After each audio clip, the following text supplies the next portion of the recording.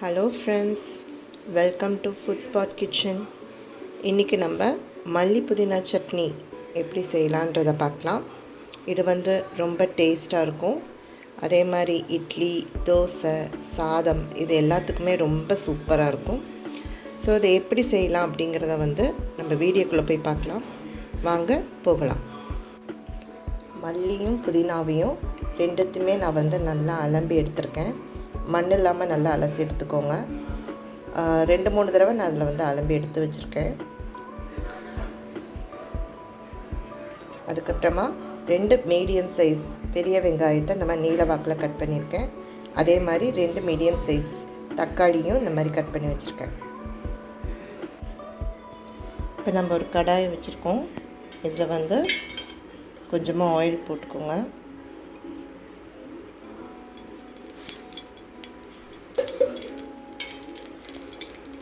இப்போ ஆயில் சூடானதும் நம்ம வெங்காயம் கட் பண்ணி வச்சுருக்கோங்க இல்லையா, அது சேர்த்துக்கோங்க.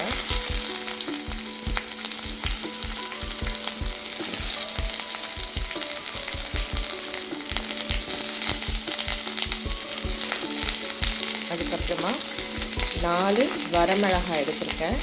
ஸோ உங்களுக்கு காரம் என்ன வேணும்னா நீங்கள் இந்த கொஞ்சம் சேர்த்துக்கோங்க. ஸோ இதை நம்ம நல்லா வதக்கிக்கலாம்.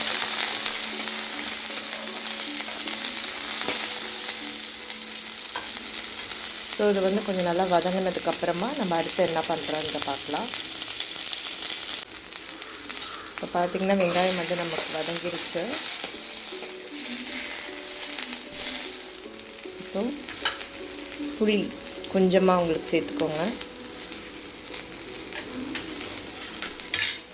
அதே மாதிரி நம்ம 2 தக்காளியை கட் பண்ணி வச்சுருக்கோம் இல்லைங்களா, இதையும் நம்ம சேர்த்துக்கலாம்.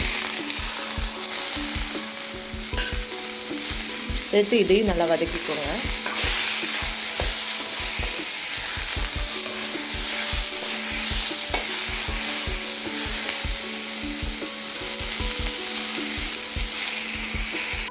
இப்போ வெங்காயமும் தக்காளியும் நமக்கு வதங்கிருக்கு.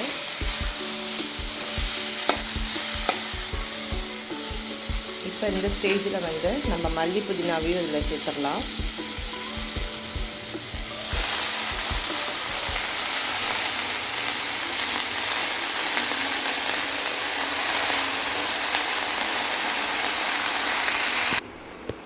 இப்போ நம்ம மல்லி புதினாவையும் நம்ம இதில் சேர்த்துட்டோம். சேர்த்து நல்லா மிக்ஸ் பண்ணி விட்டுக்கோங்க. இப்போ இது கொஞ்சம் வெந்து வரட்டும். அதுக்கப்புறமா நம்ம அடுப்பை ஆஃப் பண்ணிவிட்டு இதை அரைச்சிட்டு வந்துடலாம். இப்போ பார்த்திங்கன்னா நல்லாவே வெந்திருக்கு. உங்களுக்கு பார்த்தாலே தெரியும்னு நினைக்கிறேன். ஸோ இந்த ஸ்டேஜில் நம்ம அடுப்பை ஆஃப் பண்ணிடலாம். இப்போ இது ஆறுனதுக்கப்புறமா நம்ம இதை அரைச்சிட்டு வரலாம். இப்போ நம்ம சட்னியை அரைச்சி எடுத்துகிட்டு வந்துட்டோம். இப்போ இதுக்கு ஒரு தாளிப்பு கொடுத்துடலாம். ஸோ கடாயை கொஞ்சம் சூடு பண்ணிக்கோங்க. அதுக்கப்புறமா தேவையான அளவு எண்ணெய் விட்டுக்கோங்க.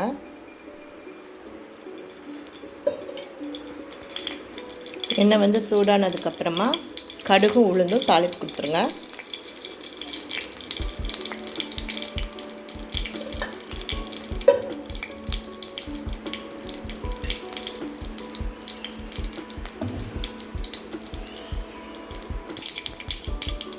பார்த்திங்கன்னா கடுகு பொரியுது. இந்த ஸ்டேஜில் நம்ம அரைச்சி வச்சுருந்த மல்லி புதினா சட்னியை சேர்த்துருவோம். அடுப்பை கம்மி பண்ணிட்டு சேருங்க, இல்லைன்னா மேலேயே தெரிச்சிடும்.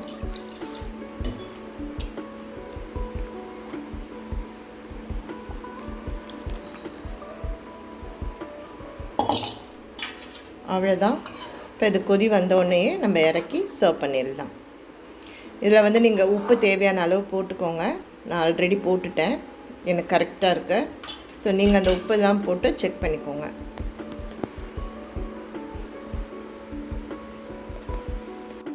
அவ்வளோதான், நம்ம சட்னி ரெடி ஆகிடுச்சு.